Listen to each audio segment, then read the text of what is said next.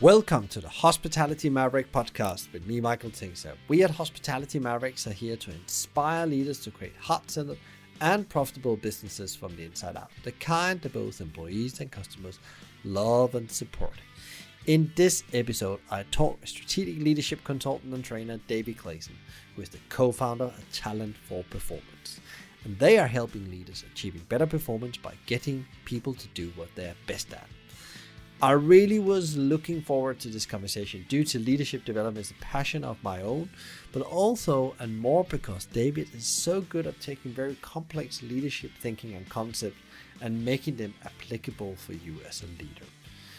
Our conversation covers a lot of things, but areas as the importance of self-leadership in the times of massive uncertainty and what you should be doing as a leader right now to move your team forward through the uncertainty. And also, we are discussing what kind of employee will you be leading in the future, and taking into account that business and people have now changed for good. We also discuss the power of meditation and tuning into yourself as a key tool to excel as a leader in the moment. David will give you a bucket of implementable leadership advice. You are in for something very special. So grab your headphones, your notebook, your coffee, your drink, and enjoy.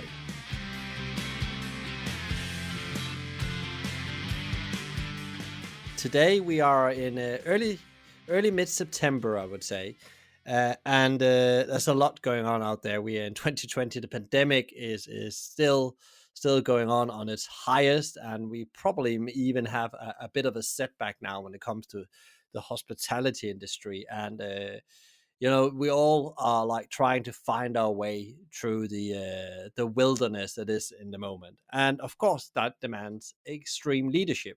And actually, that's what we're going to be talking about today, because I've been very lucky to hook up with David Klaasen, who is a strategic leadership development and trainer and consultant.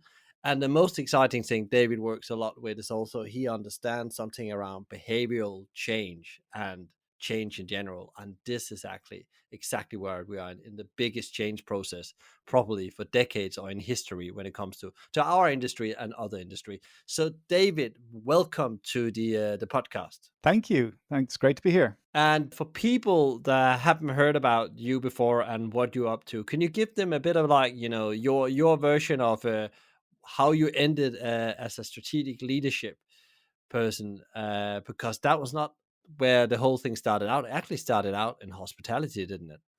It did, yeah. I grew up in Ireland, in Dublin, of Dutch parents, so that's why my name is a Dutch name. My father was from Amsterdam, my mother was from Haarlem. They moved to Ireland in the 50s, and I was born in the 60s. And when I was growing up, there were just no jobs. It was like I knew in school, even when I was like a teenager, that there were just no jobs. Everyone of my generation was just doing something to leave the country. So I thought, well, I love cooking. I love eating. I'm always with my mother in the kitchen doing why not become a chef and just like get out of the country? Because there'll always, no matter what's happening in the world, be people who want to eat and wealthy people who can afford to have chefs. So I thought that's the career I'll follow. And I did. I trained in Dublin for 2 years and then immediately went to Germany. So I worked in Germany, in Frankfurt, in the 5-star hotels there for 1.5 years, and then went down to Zurich. And then I did notice that there was a bit of discrimination going on in the mindsets, habits, and behaviors of the continental, let's say, the mainland European chefs. That if you came from the islands, i.e. UK or Ireland, they thought they were the same thing. You were basically not very good at cooking. So I heard that actually the place to go was London. So I went to London in 1983, but I got the shock of my life because no women in the kitchens, a lot of very, very angry men. I was working in top level restaurants, Michelin star restaurants like the Connaught Hotel and places like that. It was mayhem and very, very aggressive. And quite honestly, within about 5 years, I was just like pretty much saying this isn't for me anymore. And I got a fantastic opportunity to become a trainer. And that was just it. I got into training and development, became a trainer, first of all, of catering lecturer in 1988. And that was it. My life changed completely from, all hours, 160 hours a week or whatever we were doing, crazy hours, to 9 to 5, Monday to Friday. I couldn't believe it. It was a complete transformation. Every day was a pure joy. And I was able to spend time doing what I loved doing, because I realized when I was a chef, the only way to get my team up to speed was to train them. So the more I had a team that was competent, the more I could look to see what the next job was and the next role was and how to be able to improve my skills to the next level.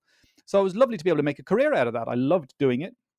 And that was just fantastic. That's how I got out of catering, was to go into training, first in catering. After 2 years, I ran my own business for a while and did some consultancy work, which was interesting, making training videos. Made a whole series of training videos for a hotel company. That was fun. But then that fell apart when the hotel company said, no, we're scrapping everything. We're just going to sell all the hotels. And they had 16 hotels in the UK back in those days. And my project was just a little project on the side that they said, no, drop that. I'd been working on it for 2 years and I had no clients. So I learned what it's like to have no clients, and then got a job as training and development manager at the Waldorf Hotel in London. So I stayed within hospitality, actually, after 10 years as a chef, pretty much, and then 10 years in training and development in hospitality. But it all changed when I then got a job with Business Link for London in that was the late 90s. And then I began to work with a lot of other businesses as well. So that was an interesting transformation too. So that's pretty much my career in a nutshell. And then I set up my own business in 2004 and joined forces with my current business partner, Ali Gibbons, to make Talent for Performance in 2015. So it's been an interesting career. You already touched up a couple of other times where you ended in the no man's land where there was no more income coming in. Whoa, And yes. I know from with all respect of age, you probably tried a couple of cycles before of uncertainty, but nobody has tried what we're trying now. There's no doubt about that. But again, how have you actually observed all this from the world? What you are doing, you are helping making leaders better and stronger and faster in their job. How have you actually seen all this unfold? Well, it's been very interesting because you're right. I did have some nasty shocks throughout my career. My first job as a trainer, which I loved, was made redundant back in 1990. So I've understand what it's like to have your job made redundant, and I took it very personally. In fact, that's why I set up my own business. I thought, no one's ever going to do that to me again, because as a chef, I was always able to pretty much choose where I wanted to work. But then I was a trainer, and suddenly someone else made a decision and said, no, your job no longer exists. So I learned how to recover from that. And then when my first business wasn't working anymore because I lost my main client, that was also a shock. I had panic attacks. I was having severe stress issues. But I meditate every day. So that was really helpful to be able to keep mindful. And I really looked through all of those ups and downs, that, the self-awareness, doing a lot of self-development work, and being mindful of your feelings and your thoughts and all of that sort of stuff really helped me to understand, well, that's what leadership is all about. I meet so many leaders who are actually very, very stressed and they don't even know it. Because sometimes it's difficult to identify stress. But it's super interesting in the times we live in that, the self-care or the self-leadership is so critical because the amount of the layers of uncertainty they have to deal with. 1 week, it looks like things are moving slowly ahead. We are progressing. The next week, there's 3 layers of uncertainty thrown at you without you could do anything about it. It could be the pandemic evolving, or it could be the politicians that make a decision. How have you seen, when you look at with the clients you work with, and you look at leadership across the globe right now, what are you seeing happening? How are we actually as human dealing with it? Because we're probably much more stressed than we think we are, as you say. I think we're much, much more stressed than we think we are. And it's only going to show up when people start having dysfunctional experiences, relationships breaking up, losing lots of staff because the environment has become so toxic, dysfunctional business relationships with business partners and things like that. In fact, I was just talking today with Ali, my business partner, and we were talking about that with the fractured nature of communication. For a lot of hospitality, it's still face to face, but a lot of people are living their lives through Zoom at the moment. And that is a very difficult medium in many ways for the brain to understand, because you don't have the non-verbal cues. You have very little information to go on. And that makes it stressful. So I think you're right about saying that we are all suffering quite a high level of stress at the moment. So little things can tip us over into anxiety. And I'm finding, you asked me the question about where I think leadership is. It's just very different for every individual. It's really going to be when we look back at this period in maybe 3, 5 years' time, going like, well, what was your pandemic like? Because no two pandemics are the same for the experiences of people. You know, my mother died in January the 1st last year, January 1st, 2019. And I'm just so pleased she didn't experience all of this stuff. She was in a home. She was frail towards, she was 94. But that would have been unbelievably stressful because back in 2018, I went over to Ireland where she lived, 5 times during the year. And now this time it's like I can just go like, I'm at home, I'm working from home, which I often do anyway. My wife works from home, she's got her own business as well. So life just ticks along quite nicely. But we know from speaking to a lot of leaders that it is very, very stressful with their businesses, losing massive amounts of income, the challenge of staff, having then to work and be suddenly very busy with fewer staff because some of them are still on furlough and you can barely afford to have them back. It's very inconsistent, right? That's really where I'm seeing that there is no, oh, this is the way it is now. It's we all need to look and say, right, what's my context? Where am I at? What's going on in my brain? How am I responding to all of this? What do I have before me? And how can I respond effectively? If you take that, before we jump down, because I want to jump down and touch a bit more on what's happening with leaders right now, but how have you actually applied this to your business, with your business partner? What have you do? Because even though it's a small business, I'm sure that also you have been through a lot of scenario thinking and trying to find out what if something happens to our clients, and that means that less work for us. What have you been doing actually, and how have had this affected you as a small business? It's a good question because as soon as the pandemic hit and everything shut down, all our income just dropped off a cliff, and we knew that even with retainers, that people were just too busy trying to cope with what was going on. So we did a lot of supportive work. We actually rang up clients, asked them how they were doing, if they needed any support, found resources that they might find useful, and we're sort of quietly there in the background and letting them know that we were quietly there in the background rather than yelling and screaming at them saying you need to do this or you need to do that.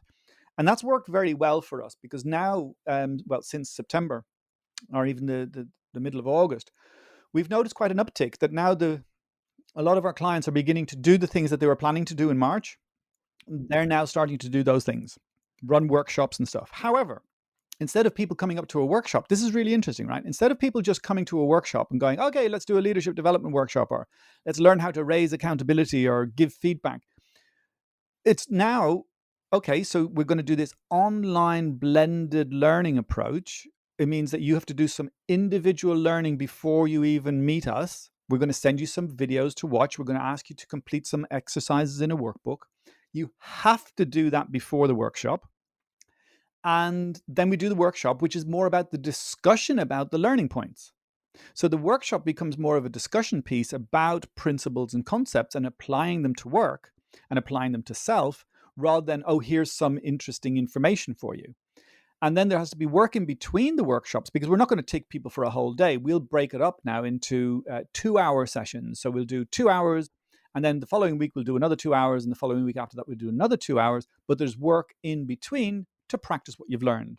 So we are anticipating that this is going to be a more impactful and even better approach than just a one-day training. So actually, what you have been forced out to do, even if you had it on the roadmap, is actually to build this online model that actually is more effective for everyone, and more, and actually also have bigger uptake when it comes to, because in the end, the outcome or the results you're looking at when you do leadership development is behavioral change in principle in your organization. Absolutely, but it is a different style because when you're on a workshop, in a workshop, you can read the room, you can see where people are at, you can see who's getting it, who's not. It's very easy to organize little groups of discussions, and you can easily observe what all those discussions are doing and how they're progressing. Online, it's very fractured. You're blinded, and sometimes you'll be running a workshop, and half the people won't even have their screens on, so you don't even know if they're there. So, engagement also is very different. So I've been now running webinars and workshops, and with an American audience, with a UK audience, with an Indian audience, and my wife has been doing some others. In fact, she was doing some stuff with groups in Hong Kong, and the engagement levels are radically different. The Americans are like, chitter chatter the whole time, like on the chat, and they're like asking loads of questions. The Brits are more like reserved. They'll ask a few, they'll comment a bit. But over in the Far East, India was also very, very chatty. But over in the Far East, in Hong Kong now, maybe to do with what's going on in Hong Kong at the moment, but she was saying it was like really difficult. They all had their screens off and they all were not engaging much with the chat at all. So it's very different with different environments or cultures, you could say. Yeah, so that's like a learning journey and finding out how to actually get the best possible engagement, but also trying to figure out is it I'm actually doing the right thing as the trainer and the person who delivers, because I can follow what you say about being in the room. You can read so many signs and you can adjust your things accordingly to that. So you are on a learning journey, I guess, that you are reinventing parts of your business, which is quite interesting. I guess we all are on that journey, one more either conscious or unconscious in the moment. Totally, and we're doing loads of research. We even did some mental health first aid training ourselves to be able to be more aware and conscious of the needs of people who may have mental health issues. Because 1 in 4 people in the UK, this is pre-pandemic, right? 1 in 4 people in the UK will have a mental illness experience or episode in any given year. 1 in 4. And that's pre-pandemic. We are going to be hit by an onslaught of people who are mentally unwell because of this pandemic. Interesting, because we had this conversation before, David, around mental health, where I think we talked a bit about. I say there's a financial crisis coming ahead, and there's the pandemic, but there's also a mental health crisis that would be more expensive than any of these together. And then you have climate change on the back of that. So we're just up against, as the human race, we're up against such a big thing. But again, if we don't keep our mental health, what do we have then? Because that's how we operate. That's our operating system. As I said earlier, with regards to the stress thing, and I've been through some pretty intense, stressful times myself at different times. It's very difficult to know when you're stressed. You often need feedback from someone else to say you're being obnoxious, or you're being this, or you're being that. You're behaving inappropriately, or why are you so X? Once I had when I was with Business Link, my mother-in-law was living with us who had dementia and was hearing voices in the night and waking us up and calling the police and doing all sorts of quite extraordinary things. And my manager was the one who said, David, are you okay? And I wasn't. I wasn't okay. I was exceptionally stressed. But that was a prompt for me then to go, you know what? You're absolutely right. I am completely stressed. We need to do something about this. Got a social worker involved, and we're pointed then in the right direction to help get the mother the proper care she needed, which was, nursing home care. And that all worked very well. But this thing around leaders need to be aware of their own mental well-being and the mental well-being of their people, because it's being sensitive to changes in behavior and not just blaming that person for being lazy or difficult or whatever, but and this is the thing I learned last week on the mental health at first aid course, was you need a bit more patience and non-judgmental listening. That's tough, that's tough in a busy environment. I've got a hospitality background. Patience, listening quietly to someone, that's not usually part of the hospitality vibe, is it? We'll do that with customers, but not necessarily with each other. So we're seeing now more and more the need, and we're emphasizing with all our clients the need for what we are calling compassionate leadership. Yeah, and it's so interesting when you're saying there. You said I was just reflecting as well when you said have a bit more patient and listening. And I actually caught myself during the pandemic. Besides doing the podcast, I'm also involved in a couple of business. I have people reporting to me, and there was one of them which know me really well said, "Michael, you're here but not here." I said, that's very interesting." I said, and then I started checking in on myself and asking my wife, and my wife was also in a stressful situation with the kids and we were work and all that stuff.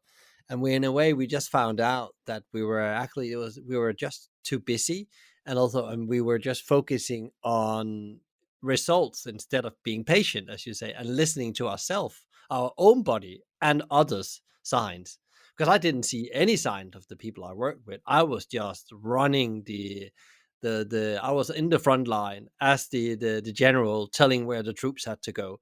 And you can only that people need that maybe in some situation, But actually, what they need to feel safe, and they don't feel safe when this general just keep on setting ambitious goals and forgets that to look at himself if he's actually function. So yeah, so I had that reflection a couple of months ago myself, and I know then because I had that, I started talking with other leaders I work with or know, and they all said the same. Yeah, I caught myself at some point with just thinking, what the hell am I doing in this? I'm attacking this in the total wrong way. Well, it's really interesting, actually, and it brings me nicely, this conversation brings nicely onto something called the SCARF model developed by David Rock at the Neuro Leadership Institute. And it's a useful way for looking at what are the threat responses, what's causing stress in yourself and your people. And SCARF is a nice way of remembering what the 5 elements are. So S is for status. Now, we as human beings are always looking at others to see where are we in the pecking order with the people we're interacting with. Do I have more status than you? Well, you're a podcaster, you're doing great stuff. Well, I've got my own business, but is your business better than mine? My brain is doing that, right? I don't need to put effort into it. It's doing that. Do you have more followings on LinkedIn? Or my brain is looking for those things. It wants desperately to compare me to you, to know where I stand in the pecking order. But it takes great effort, but I've learned how to do it. It's useless and only going to create suffering and pain if I do that. But what I'm better off doing is saying, okay, where am I now in compared to myself yesterday? And where do I want to be tomorrow compared to myself today? So a lot of people get very hung up on comparisons with others. And, leaders are always doing this as well, with a business going well or not going well or better than or worse than. And really, it's about helping the brain to not compare to others, but to compare to yourself. So you're comparing yourself to yourself. How can I be better tomorrow? A better person, a better leader, a better mother, father, brother, whatever, so that I can be better in some way tomorrow than I was today, and then get a sense of deep satisfaction from that. Because otherwise your brain is just going to be doing all that comparing, which leads to suffering. The next one is C, for certainty. Now, you've mentioned it yourself. We are in the most uncertain time we've probably ever been in. And there's been many uncertain times, right? War and all sorts of other things have happened. But, in this generation of the people alive today, probably have never experienced anything remotely like this. And the brain needs certainty. So without certainty, the brain gets very, very, very stressed. It is, in fact, a prediction machine. You want to know what's going to happen in the next moment when you're walking down the street, that you take one step in front of the other, but also what's going to happen in the next day, the next week, the next month. So leaders need to be aware that that's happening with people. And with all of this uncertainty is to plan short term, make small short term plans and say, okay, what are we going to do this week? What is our plan for this week? Right, we've got the new rules coming in around rules of 6. How are we going to manage that over the next week? And then the next week after that, and allow things to be very focused, but in quite a short period of time. Feedback mechanisms, the annual appraisal has completely gone out the window now. And really it needs regular, weekly, if not monthly, feedback sessions to let people know how they're doing, what's progress, where they're needing to progress, what do they need feedback on. So certainty is a huge stressor at the moment that we need to do a lot of, we need to be proactive about countering that with short-term, small goals and say, right, we know what's going to happen in the next couple of days, let's act on that. And then the next one is autonomy. And autonomy, it's really interesting to see what's happening with autonomy during the pandemic, because a lot of people are rioting in the streets because they're being told to wear a mask. And they think it's a muzzle trying to, suppress their independence, or that they're going to be starved of oxygen. And these people are really angry about those things because they believe that their autonomy is at stake. So human beings freak out, and your brain will freak out if your autonomy is curtailed, your ability to make a choice. So again, with your people, you need to be thinking that they're probably feeling quite stressed about the lack of autonomy at the moment. A lot of decisions being made around them and for them, to say, help them be able to have some autonomy in their work, in their shifts, in what they're doing, even if it's very, very teeny tiny, small little things, to say, okay, what bit of the mise en place would you like to do first? Or what bit of this task would you like to do first? And what would you do second? And what would you do third? What's the way you're going to structure or organize your rotas? So that they have some sense of autonomy, because otherwise the brain is just going to freak out. And then the next one is R, which is relatedness. And again, relationships are very fraught at the moment. And it's interesting, if we go back to, when our brain was formed, 200,000 years ago to 70,000 years ago, as we evolved, life was very, very simple. And if you were part of a little group of people and they were good at working together and hunting together and getting food together, protecting one another, if you were kicked out of that little group, your chances of survival were pretty low, right? The world was a very dangerous place, lots of creatures that would kill you. Or another tribe seeing you on your own would probably say, there's a human being on their own, they're probably dangerous, let's just kill them. So we have this ingrained brain fear of being out of relationship. Any relationship is actually so painful. The pain of a relationship breakup, as anyone will know who's been a teenager, is as painful as physical pain. And in fact, they've even done some research that if you're experiencing a lot of emotional pain, grief or loss or emotions related to relationships, and they say that it's okay to take an aspirin or a paracetamol because it's the same as physical pain, and it can actually relieve that emotional pain as well. So what do you need to do as a leader with regards to building relationships with your people or maintaining relationships with your people? Let them know you care. Let them know how you care by doing things that build relationships rather than undermine trust or undermine relationships. And there's many, many different things you can do around that, with staying in touch and having conversations which are meaningful. How are things for you? How are things for your family? Is there anything we can do as an organization or a business to help build better relationships? And then the last one is fairness. And that's all about making sure that there's a sense of fairness. And we share a deep sense of fairness with the other apes, actually. And because back in the prairie, when we were sort of roaming around in little troops around 70,000 years ago, when we first started to, think differently to other creatures that were around at that time, we built teams of people that were bigger than any of the other primates. None of the other apes were able to build teams as good as and as well functioning as humans because we had a sense of fairness.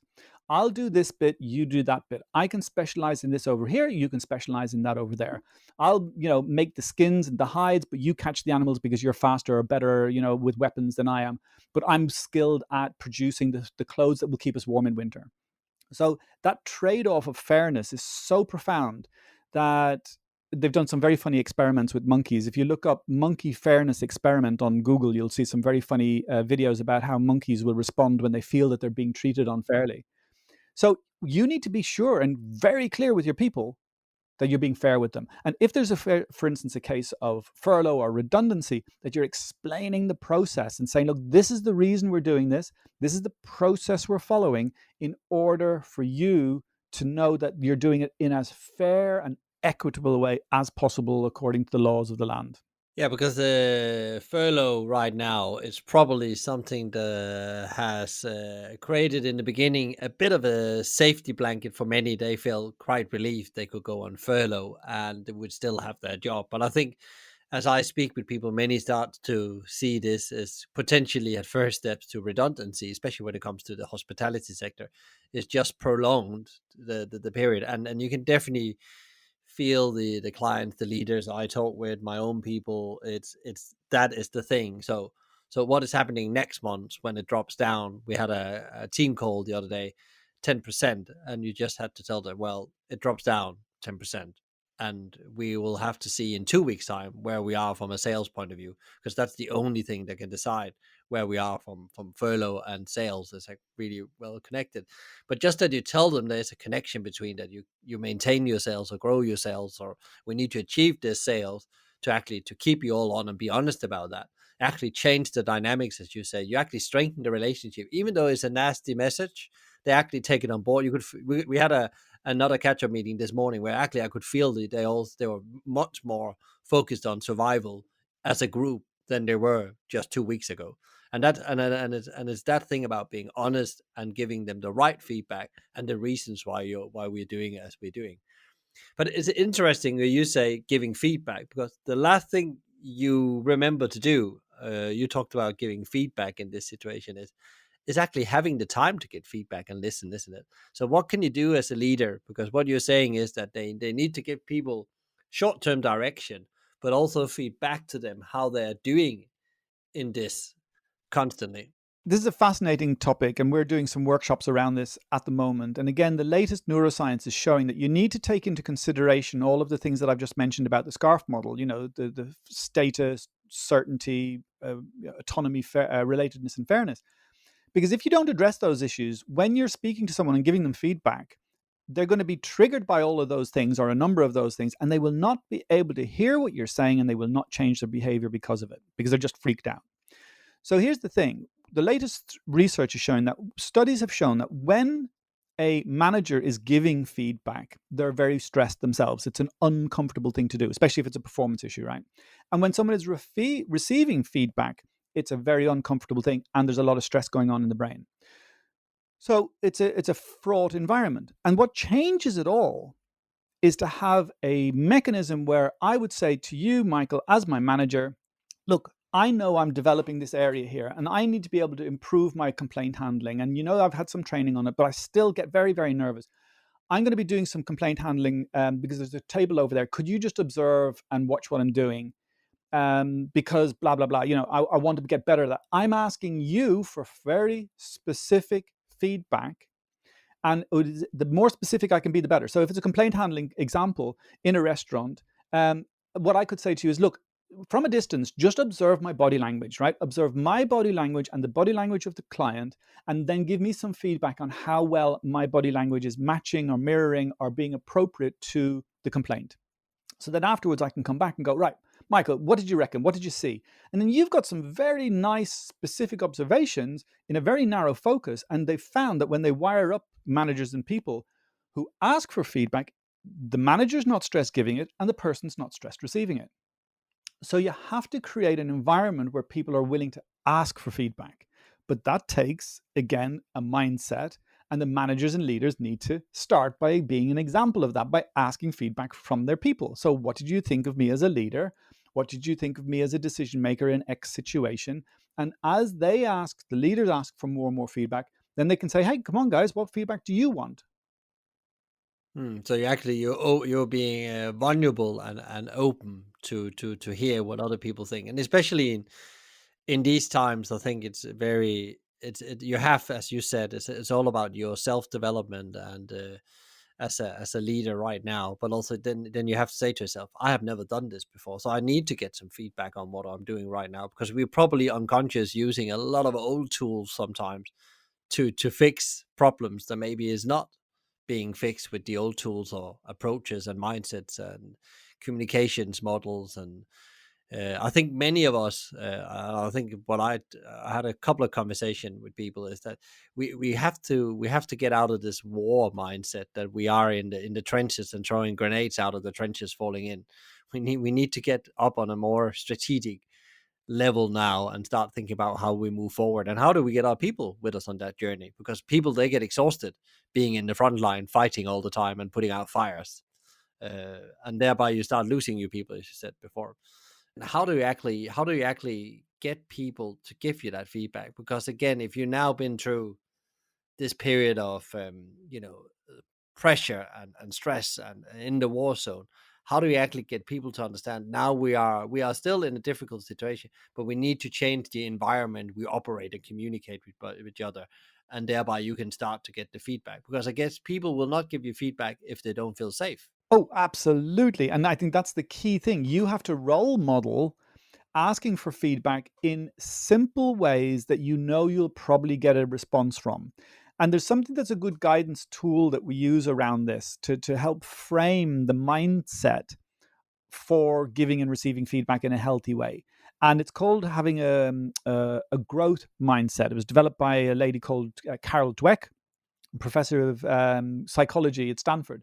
And she and her team did some amazing research to show that when we have a growth mindset as opposed to a fixed mindset, we're more open to trying something, it not working, and then learning from that so we can try again and do better. People with a fixed mindset tend to have a mindset of saying, I'm really, naturally good at this, and therefore I can do it really brilliantly. But if it doesn't work, oops, then I'm no good at it. And it's very much a brilliant, no good type of mindset where I won't even try to do something if I believe I might fail. Where a growth mindset is all about, hey, let's give it a shot. Let's try it out. And that's what we've been doing for the last 6 months, really. It's like, let's try this in a workshop. Let's try that on a webinar. Let's try this and that. And then learning from it and saying, okay, what worked well? What do we get good feedback on? How else can we adapt? And having that mindset of continuous improvement. So it's a growth mindset of a continuous improvement versus a fixed mindset of saying, this is just the way it is. Oh, that's never going to work. Well, how do we know it's never going to work? We've got to try it out and see, because the last time we tried it, it didn't work. That might be different. It might now be a different context. People might be open to new ideas now more than they ever were before.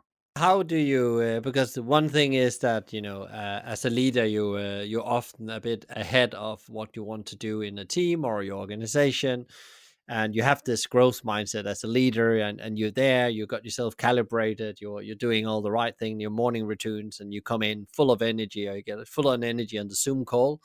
And how do you actually start to work with your people? Because again, you said people can have different experiences with the pandemic. Some people could have lost, some people could maybe are worried about the future from a financial point of view. Some people have struggled having kids at home and do homeschooling and running 3 meals a day and so on. Everybody have different challenges, and then you come in the door. Hey guys, I know what we need to do now. We need to have a growth mindset, and I guess it's not how it should work. But what is your like roadmap to give to leaders to help their people become more? It is about doing a little bit of research about it yourself. So you learn a little bit about the concepts. And we run workshops on that sort of stuff. So we run workshops for leaders, and we also run workshops then for whole teams. And we can do that now using our online mechanisms. But you can also just read up about it and find out, watch videos. There's some really cool stuff. We can maybe put some resources around growth mindset into the resource pack that goes with this podcast. And be able to start asking people simple questions like, how are you doing? What would you like feedback on? How are things for you? What are you working on to develop at the moment? And asking questions like, how are they doing at the moment? Can you, for each, before a team meeting starts, whether it's online or not, is just say, like, okay, one word to tell me how you're feeling right now. I often do that on my webinars, and it's really interesting to see that, you get that real mix of people going, oh, I'm really excited, or people saying, well, I'm very exhausted, or I'm really sad. And then you go, okay, so we got this mix of emotions going on. How do I stay present to that and not act as if it's all okay? It's like, good, let's keep the people who are motivated upbeat, but let's also try and recognize the people who are not okay as where they're at and help them on that journey to being okay, rather than denying that anybody's okay. Yeah, and I think the interesting question here is sometimes, especially in organization that's been part of myself, is that is it okay not to be okay? It's okay to express this, even though everybody can see it, but you would never express that you're not okay again. And that again, I guess that takes a lot of feeling safe in that environment you're part, or the ability to facilitate that safety in a way in an environment. Because I guess this is our biggest job as leaders right now, is to make people feel safe. Because if we want any outcomes, we need to start back to basic, make them feel safe to get any kind of performance out of them. Absolutely right. You say back to basics, and that's where we're helping a lot of our clients to really consider what are the fundamentals that you should be doing even during good times. Because a lot of the time, people are too busy to have that meaningful conversation with an individual, to take an extra 5 minutes to be with them and ask them, are they okay? And to give permission for them to be not okay. Because if someone isn't okay and you continue to pressurize them, they'll probably get a lot worse. And then you'll have some serious problems, like they'll go off sick or whatever, have stress issues. But I'm not going to kid you. I know what it's like when I was a chef to say you weren't okay. That was simply not a safe thing to do.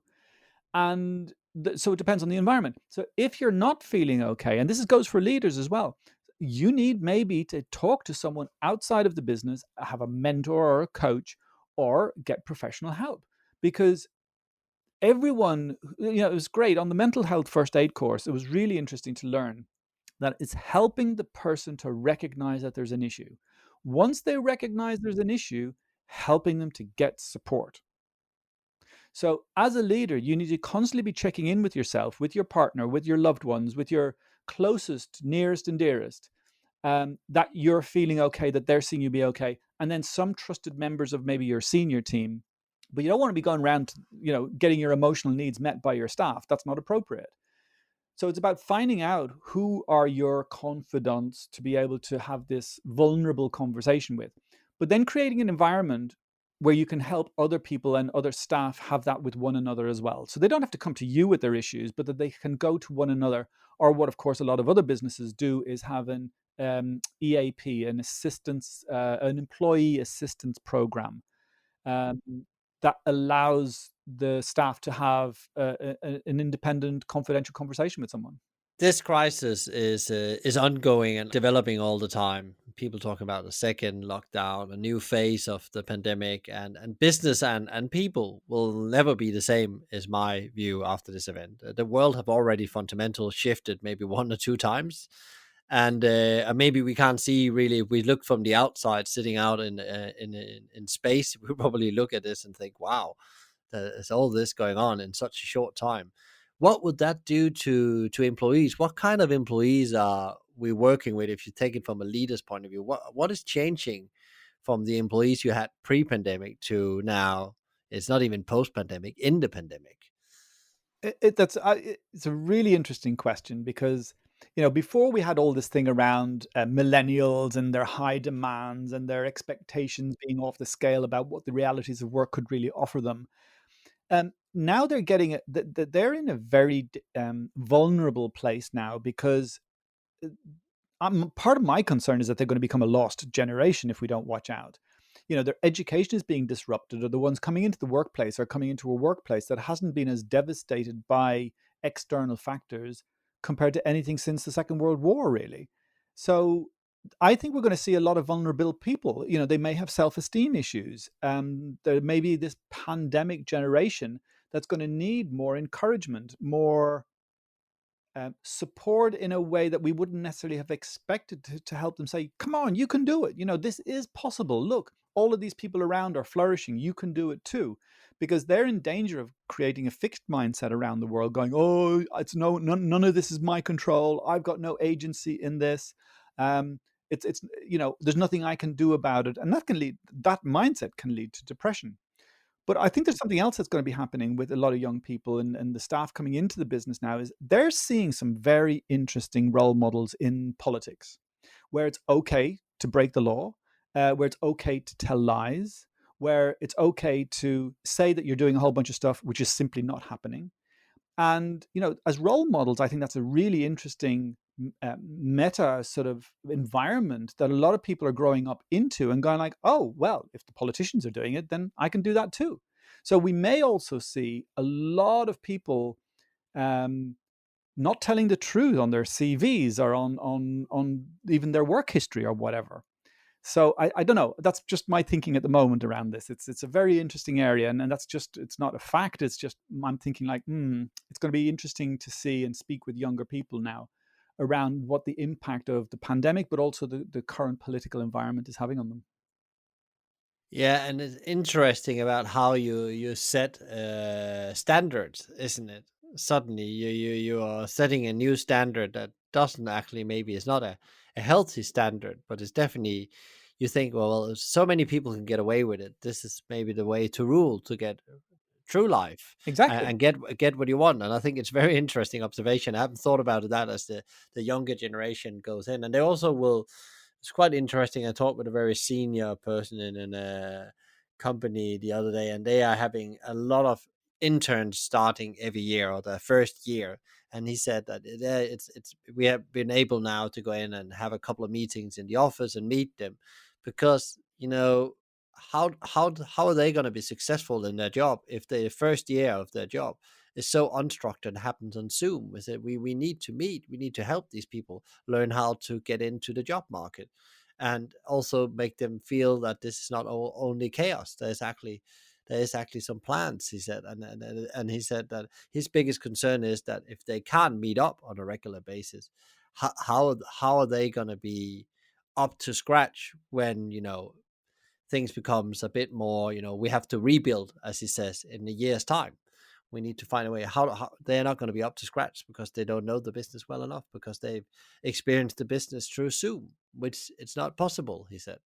And even if you want it or not, it's not possible for many businesses because they need that interaction to learn and train them as well, and find out where they are as young people as well in all this. Absolutely, and all of the, they call it, Americans call it water cooler moments, but lunch together, walking down the corridor together, having a cigarette outside together, all those little moments where you just chat with people. That's one of the things that is deeply damaging at the moment. We don't have the informal connections, and we need to find ways to help people have more informal connections to allow those, you know conversations to just wander a bit. There's not a purpose to the conversation. The purpose is to relate to one another, to hear and listen to one another. I'm part of a little micro group where we meet every Monday and say what we're going to do during the week every Monday morning, and then every Friday afternoon we also connect for maybe an hour or so. And it's pretty unstructured. We just say how the week is, what have we noticed, what have we observed, what have we learned, and what insights are we gaining from this current situation. And it's a really nice, heartwarming experience to just share openly with people who you care about. There's only four of us in the group, and it's I'm finding that very, very powerful, very, very supportive. And that's very interesting, and because that's again a tool to keep sanity, as we talked about before. Because again, it brings a bit of meaning to maybe to the situation, because there's probably some small happy stories within your conversation as well. It's not only that what's going wrong in the world, but actually that you can hear others are on the same journey or having the same challenges. Also, sometimes can take you through things. It doesn't feel like you are the only one with these challenges. Absolutely. That's very much the purpose of it, that we're not alone. We're supporting one another. We're learning, from what other people have tried and what we could then perhaps try. We're networking like crazy, in pointing each other in different resources that we've either come across during the week or that we know of. But it's interesting that on one level, there's that, right? There's that connection with others, which is so important. But the other thing, I was fortunate that I learned how to meditate when I was 16. It's now more than 40 years ago. And it's still a daily part of my life. I regularly meditate, go completely quiet within, focused on nothing but my breathing twice a day, every morning, before breakfast, and every evening before dinner. And that again, it's people talk about the difference from when working from home, about needing to maybe walk around the block so they get into work mode. But I suppose in many ways that bookends my day. It gets me into gear, and gets me sort of into a more relaxed mode. But I can't recommend it highly enough. I know it's not for everyone, but some form of being still, being able to listen to how you're feeling, notice the sensations in your body without giving them any meaning, to be able to calm your mind down enough to know that you are, in fact, safe. And when you have that sense of safety within yourself, you can be a better leader. You can project that level of safety for your people, that they will then feel more comfortable sharing perhaps some issues that have happened that you need to know about, that if they think you're stressed, they won't tell you. And then you find out about them when they're a really big issue. And then it's too late. That's I would only agree with you. Meditation is extremely powerful, and there's so many ways it can be done to fit it into your type of personality and so on. And I have my morning routine as well with I call it framing, almost framing my mind before the day starts, and I often, so my brain can start calm down, would have some kind of 5 minutes of quietness as well, just to calm down from the day, because there's this intensity, things are moving in the moment. It's a bit like it's the first time I understand what it is to be a top athlete and have to go out performing in a game more than maybe once or twice a week. Take NBA players, or today football players, to play Champions League one day and then they play the Premier League in the weekend. The amount of focus that takes, and actually self care, to manage this. And I don't think I got it right in any way yet. I'm learning that. That's probably one of my. I had to accept during this thing that there's so much to learn. It's like you are back to scratch. You have some things in your back from experience, but you're really relearning all these things about yourself and how you manage pressure and so on. Resources, because you mentioned a couple of things, David. Because I know you read a lot, and you also, people can go on find you on LinkedIn, and see how you talk about different model. I don't know if you've done one on the scarf model. I've got a whole series. Yeah, so I'm having great fun putting together the food for thought videos, which are 150 seconds. Right, it's 2.5 minutes of getting a clear point across with some tips and something to think about. And yeah, I regularly post them. At the moment, I'm more or less posting one a week, one every 2 weeks. But there is a series, and I can give you the links so you can put them in the resource pack for the it's six actually videos on the scarf model, one with an overview, the other going through each one. I've also got a series of articles, 5 articles that I wrote recently, post them on LinkedIn, about each of the 5 elements of the scarf model. And there are some other resources on the website around short videos, tips, and resources for improving performance.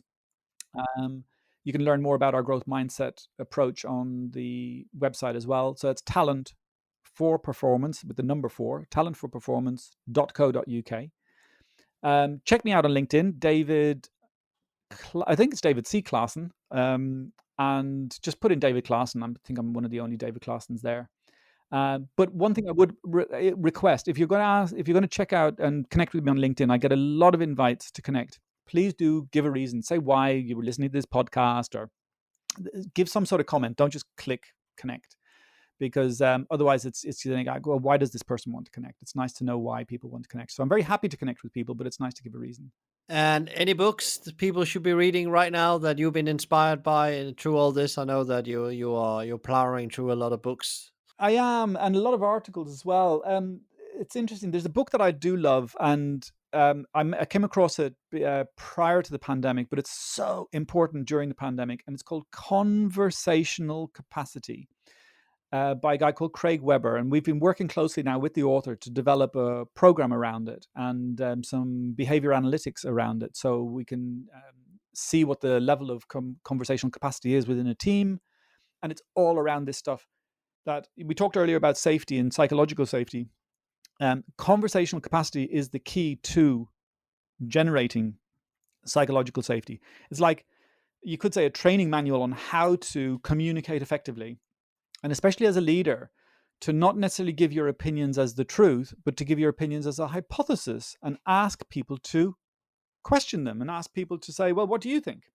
And it's this whole piece around inviting critique, inviting people to challenge your thinking so that you can get to better thinking and better decisions, and use all the brains around you for the resources that they are. And another book, that's Conversational Capacity by Craig Webber. And the other one is a real favorite of mine for a long time now already, since I first read it in 2007, called Your Brain at Work. And that's all about the neuroscience of effective leadership and effective productivity and effective achievement. Understanding your brain to be more compassionate with yourself, to recognize you've got this thing. It does its thing, right? It's 200,000 years old, but trying to cope with this crazy world that we live in. And it's not really equipped to do that. It's not designed to do that. So we need to be very compassionate with ourselves and recognize that we've got this little old-fashioned brain, desperately trying to make sense of this crazy world.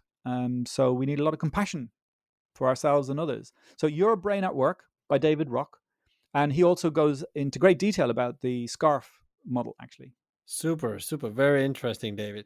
So, David, in the end of the podcast, I always ask the guests to give their 3 top advice to leaders or people out there looking for, in the world we are in today, ways of bouncing back. And you've already been giving a lot of concrete advice. And as I've said before, what I really love about you doing is that you give people tools so they can apply it to their work, and they can actually start to see change coming in.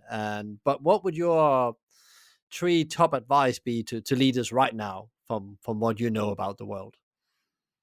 Well, it's a bit like what you said earlier about, I still believe it's back to basics. Share your vision and the value that you want to give your customers. You need to let your people know why you exist as a business, and what is the business fundamentally trying to achieve for customers. and then help the staff to be able to find ways to do that. Be that serving them in a particular way, listening to their needs in a particular way, having conversations with them in a particular way, so that you really can communicate that vision and that purpose. And then involve them, ask them how they can add value to the business or add value to customers. If everyone's clear about what the organization or business is trying to achieve, most people have some ideas about how to improve things. And listen to them and act on those things so that you let them know that you're listening and acting. And there's great platforms that you can use these days. There are very cost effective ways of doing pulse surveys of different sorts and regularly asking questions of people, just simple things that they can fill out on their phone to generate those ideas. And I suppose the last one will always come back to deeper self-awareness, really understanding what is it that drives you and what is it that really motivates you? How can you develop a growth mindset with everything you do so that you can be compassionate with yourself and help yourself to grow and be aware of what triggers you? What are your stressor triggers? And what are you doing to look after yourself and maintain your own well-being through meditation, exercise, and good food and good sleep? That's really interesting. You think that you're talking about the pillars in life, it starts with, I'm just reading a book now. I'm not done with it. It's called Why We Sleep. Oh, And yeah. And it's such a powerful book. If you, as a leader, there's a lot of leadership books to read, but if you read that and start applying some of that thinking, that actually, if you don't get your sleep, then it doesn't matter how well you eat and how much you exercise, because the foundation, the engine, the everything is built on is sleep. And I would say that was a bit of a wake up call for myself, because I'm a bit like Wake play up call. hard, 5 hours, I can do it. 2 young kids, and actually after I started applying that for the last, it's a heavy book, but it's taken me about I'm probably about 70% now, but now I'm actually sleeping 1.5 hours more a night, and it have literally changed that. Actually, I'm exercising more effectively. I'm eating much better, because you don't get these slumps of cravings or drinking too much caffeine and all that. And actually, these small behavioral changes I can already see from taking care of yourself. And it's so funny you just mentioned that there, because that's exactly what I'm experiencing as well. If you don't take these foundations, your sleep, your diet, and exercise first, and get that managed into your calendar, everything else is going to fail at some point. Absolutely. It's unsustainable. Yeah. And of course, there will be the weird days where you work a long day to meet a deadline, but it cannot be repeatable. That's what you do all the time, because there's so much to get done. Okay, here's another book then that also helps with that, called Atomic Habits by a brilliant author called James Clear. He's a wonderful writer. I really love his stuff. He also has a fantastic blog. But Atomic Habits by James Clear is all about that. He's a phenomenal guy who's also a very accomplished photographer, but actually he's a bodybuilder. So he knows a lot about the body and how to look after the body to have maximum performance. Yeah, and coming back to again to tail off our conversation here, it's a bit like we have to respect ourselves and our body and our mind as much as athletes, the top performing athletes, are doing. And there's a beautiful program that's available on Netflix in the moment with Michael Jordan and the success of the Chicago Bulls. And you see a superstar like him, how he both failed and succeeded, but it all came back to his own self leadership. And it's fascinating to see that you can, if you really get on top of that and managing yourself. And some people say he was tough, some people say it was unfair, but he again, in the end, they won 6 titles, and he had primarily the same team with him all the way. Wow, that's Um, saying something. yeah. So again, and just a different way to learn about, leadership and growth mindset. David, this has been an absolutely super conversation. I'm sure there's a lot of people out there that want to hook up with you, and you already said how they can do that via LinkedIn, and we're going to put all the links in the show notes for people as well. So I will give you all the power and energy as well that you need to go out there and have the energy to help people, because that's what you do. And I know that takes a lot of energy to go and help other people with things they are struggling with. Great. Thank you very much. There's been delight. David, what a great conversation. lots of really practical advice on how to boost your own performance as a leader as well as your team. If you like to get inspired by similar stories and insights, you should tune in to our episode number 40, Organizational and Individual Happiness with Lars K. If you enjoyed today's podcast, please give us a like, share, rate, or subscribe to one of our channels. Tune in next time for another interview, and in the meantime, find out more about us and subscribe to our community and download free leadership tools at hospitalitymavericks.com. Thanks for listening and be Maverick.